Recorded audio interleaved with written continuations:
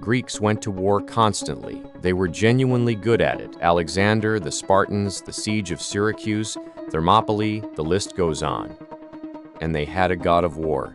His name was Ares. He had 12 seats on Olympus. He's in the Iliad, the Odyssey, the Theogony. He appears in paintings and on pottery across the entire span of the classical world. He should be one of the central figures in Greek religion. Here's the thing though, he basically wasn't.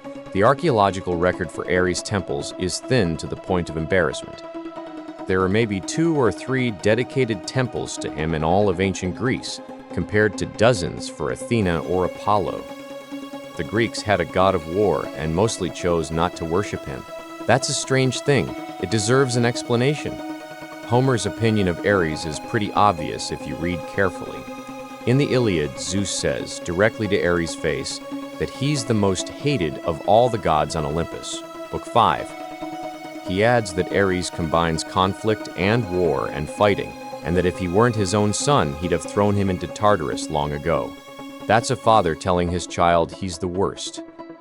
Ares gets wounded twice in the Iliad, once by the hero Diomedes, which is embarrassing enough, and once by Athena, who knocks him flat with a boulder. He goes crying to Zeus both times. The god of war loses fights. Homer portrays him as loud, brutal, and not especially effective, all force, no strategy, no restraint. He's everything the Greeks disliked about war, and nothing they admired about it.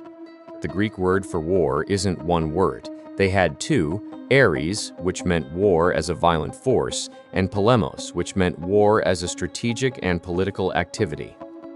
Athena is the goddess of polemos, skill, planning, the kind of warfare that wins. Ares is the embodiment of the first kind, blood, frenzy, the part of battle that's indistinguishable from butchery. The Greeks respected the second and feared the first. This is why Athena is everywhere in the culture, patron of Athens, goddess of craftsmen and judges and strategists.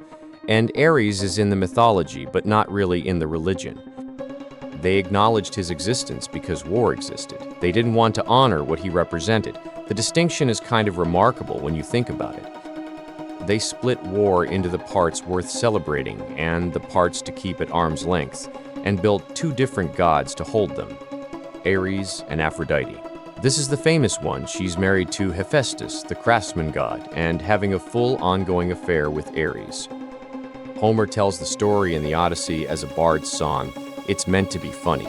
Hephaestus finds out via Helios, the sun god who sees everything. He builds a net so fine it's invisible, attaches it to the bed, goes away, they climb in, the net closes, and Hephaestus calls all the Olympians to witness. The gods come.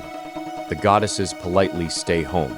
The gods laugh at Ares. Apollo asks Hermes if it'd be worth getting caught in a net like that for a night with Aphrodite. Hermes says yes, absolutely, even 3 times the chains. Everyone laughs more. Ares, god of war, is the punchline. He gets out when Poseidon vouches for him, and apparently goes straight back to Thrace, which is where you went in the ancient world when you needed to not be in Greece for a while. Thrace is where Ares is from, according to most ancient sources. Not from the heartland of Greece at all, from the northern frontier, the place the Greeks associated with barbarians, cold winters, and unrestrained violence. He's a border god, imported from the people they were afraid of. This actually makes sense of a lot of things. He's in the mythology because war is in human life, and you have to put it somewhere. But he's from Thrace because the Greeks believed that the kind of war he represented, mindless, brutal, taking pleasure in killing, was a foreign vice. Their wars were, in their own telling, wars of strategy and civilized necessity. The Thracian kind of war was something else. Putting Ares outside Greece geographically was a way of saying, this is theirs, not ours. Greeks are complicated about what they were very good at.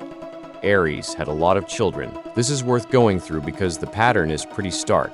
He fathered Phobos and Deimos, fear and terror, who rode with him in the Iliad. He fathered Eris, strife. He fathered the Amazons' founder, Harmonia, which is interesting. Harmonia means harmony, and she came from the union of war and love, which is at least a coherent idea. But mostly his children are killers. He fathered sickness who killed travelers and used their skulls to build a temple to Ares. Heracles killed him. He fathered Diomedes of Thrace, different Diomedes from the hero, who fed his horses on human flesh. Heracles killed him too. He fathered Lycaon, who served human meat to Zeus.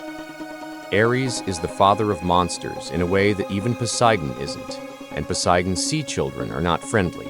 The mythology was working out something specific about violence and what it produces. The Romans took Ares and made him Mars.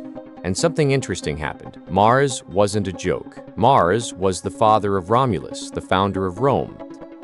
He was one of the three most important gods in the Roman state religion, alongside Jupiter and Quirinus. The Campus Martius, the field of Mars, was one of the most significant spaces in Rome. The first month of the Roman year was named after him. The Romans built what the Greeks refused to, a civilization that honored the war god.